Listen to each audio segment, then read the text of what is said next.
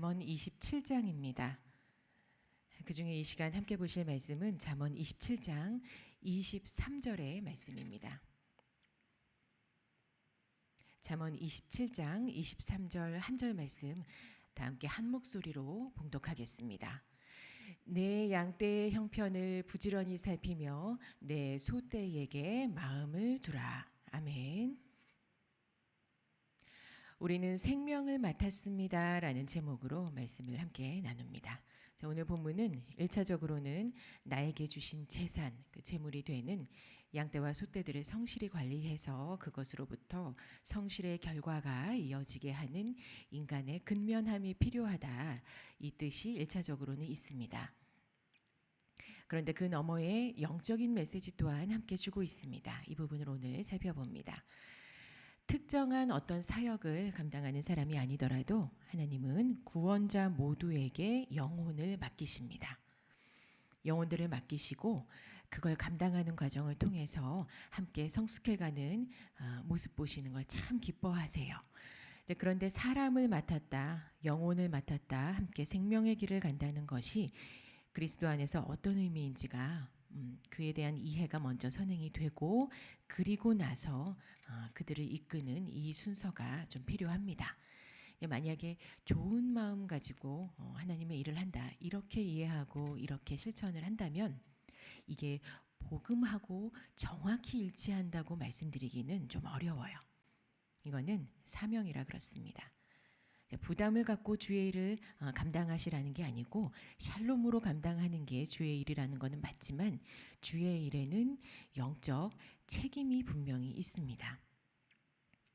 그래서 오늘 생명을 맡는 일이라는 건 어떤 일이고 어떻게 해야 하는지 함께 묵상을 하겠습니다. 한 명이든 여러 명이든 양떼와 소떼에게 마음을 쏟는 일, 말하자면 잘 품어야 하는 일은 생명을 다루는 일입니다. 이거는 잘 돌봐주는 정도의 일이 아니라 생명을 맡아서 책임지는 일이에요. 생명을 다룬다는 건 죽고 사는 문제가 거기에 달려 있다는 얘기입니다. 그 신체적인 생사보다 신체에 대한 생사보다 영적으로 살게 할 수도 있고 죽게 할 수도 있는 이게 그래서 사실은 참 조심스러운 일입니다. 그동안은 그 정해주신 사람들과 두루두루 이 친교하는 교제를 유연하게 잘 해오셨다면 그 지금 한 번쯤 점검해 보시기를 부탁을 드립니다. 이 품는다는 걸 관계적으로 내가 좋게 끌고 왔던 건지 두루 좋게 끌고 왔던 건지 아니면 맡겨주신 그 가까운 사람들의 영적 생명이 잘 지켜지는 것에 내가 도움이 됐는지 아니면 혹시 그 생명이 그리스도를 잘 알아가는 것에 내가 되려 도움을 주지 못했는지 한번 이 부분을 점검해 보시기를 바랍니다.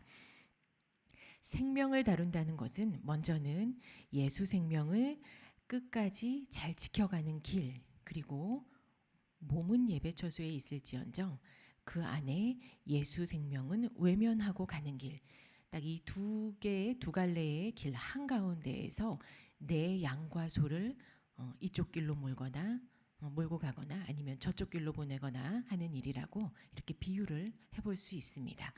그래서 아까 살고 죽는 문제와 직결된다는 말씀을 드린 거예요. 관계를 친교로 연합하게 하면서 그 편안하고 즐거운 분위기로 이렇게 이끌고 가는 것도 물론 있어야 하는데 항상 그 잊지 마셔야 하는 건 나와 교제하고 내가 더 책임을 져줘야 하는 그 지체들의 영적 생명에 그 살고 죽는 문제에 내가 정말 깊숙하게 관여하고 있는 사람이라는 거예요. 그걸 잊으시면 안 돼요. 이건 왜냐하면 하나님께서 임명하신 일이기 때문입니다. 단순히 교회에서 사람들을 나에게 맡겨주신다. 사람들을 누군가에게 맡긴다. 아니면 마음이 잘 맞아서 자연스럽게 이 무리가 친해졌다. 아니에요. 이거는 이 모든 관계는 하나님께서 나에게 영혼을 맡기시면서 임명하신 일입니다. 하나님이 주신 일이에요.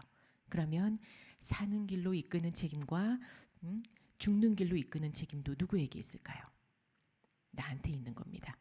결과에 대한 책임도 있어요.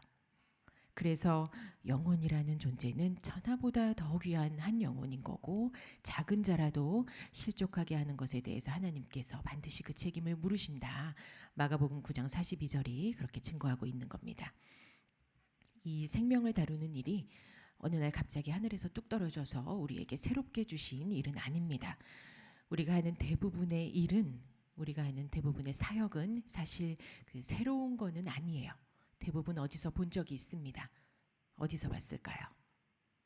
예수님께서 하셨던 일에 이 일들이 다 들어가 있습니다. 이걸 좀 더 큰 범위에서 말할 때 그리스도의 사역 이렇게 분류하기도 하는데, 이제 이 말이 좀 어려워서 그렇지 예수님께서 태초에 또 땅에서 사실 때 그리고 나중에 다시 오실 때 하셨던 일들, 해오신 일들, 하실 일들, 그 안에 우리가 양떼를 돌보고 소떼를 챙기는 일들을 예수님께서 이미 먼저 다 하셨습니다. 그리스도의 사역은 크게 말씀이신 하나님을 보이시는 것, 그리고 십자가 사역이 있죠. 속죄의 일을 하셔서 죄의 사람을 의롭게 여김 받게 하시고 그 사람 안에 예수님이 계심으로 영생을 얻게 하셨고, 또 우리를 중보하시는 우리 왕의 사역, 예수님은 크게 이런 일들을 감당을 하셨습니다. 특히 예수님께서 땅에서 육체 가지고 사실 때는 그 병든 사람을 불쌍히 여기셔서 실제로 예수님께서 병을 낫게 고쳐주셨고, 또 외로운 사람들, 이 사람들에게 잠깐 위로를 주신 게 아니라 사방의 시선을 무시하고 그 집에 유하시면서까지 깊은 위로를 주셨었고, 또 소망이 하나도 없는 자들에게 가셔서 내가 길이고 진리고 생명이니까 너희는 나만 얻으면 된다 하시면서 산소망도 주셨습니다. 양떼와 소떼에게 예수님께서 우리보다 먼저 이렇게 하셨습니다. 그렇다면 이 생명이 걸린 일을 맡은 우리가 어떻게 이 일을 감당해야 하는지가 중요하겠죠.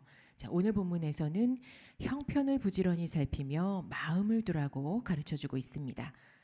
형편을 부지런히 살핀다. 이 말뜻은 얼굴을, 원어로 보면 얼굴을 잘 보면서 얼굴빛, 얼굴 표정, 얼굴 상태를 잘 보고 거기서부터 전부를 이해하고 구별해라. 즉 양떼의 외적인 상황하고 또 내적인 것하고 영적 상태, 이런 것들을 잘 관찰하면서 알고 있어야 한다. 이런 뜻입니다.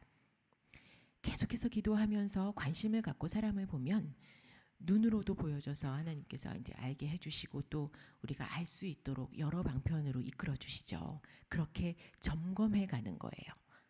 그런데 이렇게 챙겨가는 일에 마음을 두라, 마음까지 두라고 하십니다. 원어로는 온 정신과 마음을 다 거기에 두라는 말입니다. 그냥 아주 정성에 정성을 쏟으라는 말이에요. 온 정성을 쏟으라.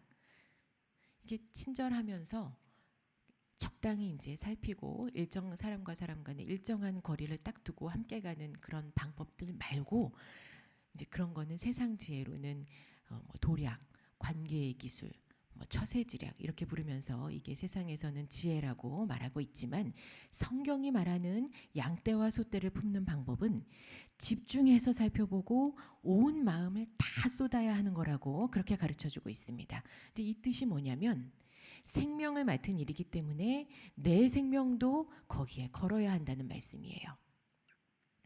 근데 우리가 직분이 올라감에 따라서 자연스럽게 사람도 맡고 일도 맡고, 뭐 그거는 내 의지하고는 좀 다르게 어쩔 수 없이 보편적으로 주어지는 그런 사람들을 맡아야 되는 경우들이 있는데, 그거를 맡아서 하고 있는데 그런 일들에 뭐 생명까지 걸고 해야 할까 싶기도 합니다. 그런데 성경이 말하는 대인, 사람에 대한 일, 사람을 품는 것에 대한 일들은 모두가 생명과 직결되는 거기 때문에 거기에 마땅히 내 생명도 걸고 같은 길을 가야만 하는 거다. 성경은 이렇게 가르쳐주고 있어요. 세상 방법하고 다르죠. 이게 어떻게 보면 아주 조심스러운 일입니다.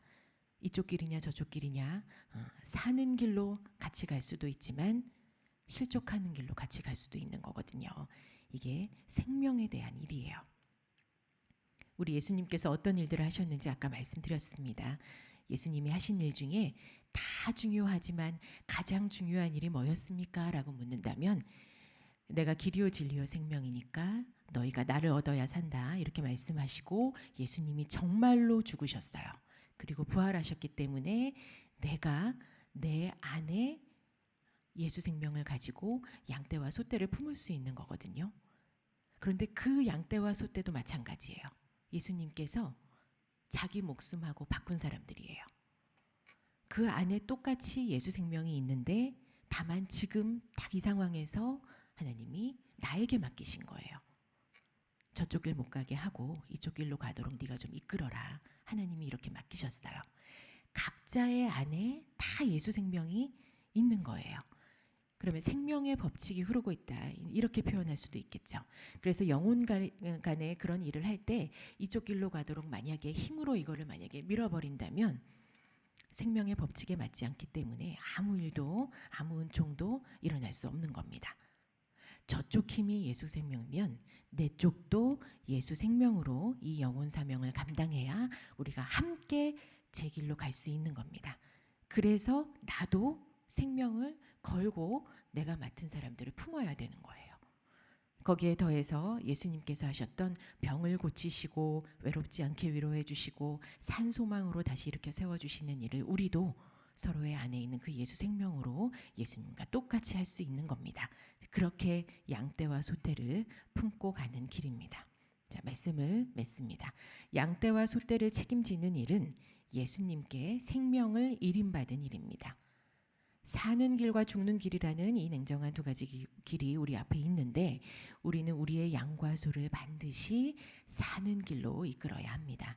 이 사는 길은 예수님께서 이미 걸으신 길이고 아픈 사람, 외로운 사람, 소망 없는 사람을 이 길에 세우셨을 때 모두가 살아났던 길입니다. 우리도 우리에게 맡겨주신 영혼들과 이 길을 함께 가야 하는데 그때 반드시 내 생명을 걸고 온 마음을 다해서 이들을 붙들어야 합니다. 내 안에 예수 생명, 저 사람 안에 예수 생명, 그 사람 안에, 이 사람 안에 예수 생명 가지고 그 예수 생명이 합쳐져서 움직여질 수 있는 일이에요. 사람과의 일반적인 관계로는 결코 생명의 일은 감당할 수가 없습니다. 이게 그리스도의 사역입니다. 지금까지 하셨던 우리 성도분들의 사역의 수고를 돌아보시면서 조금이라도 내 생명을 내놓는 것에 주저한 적은 없었는지 기도해 보시기를 권합니다.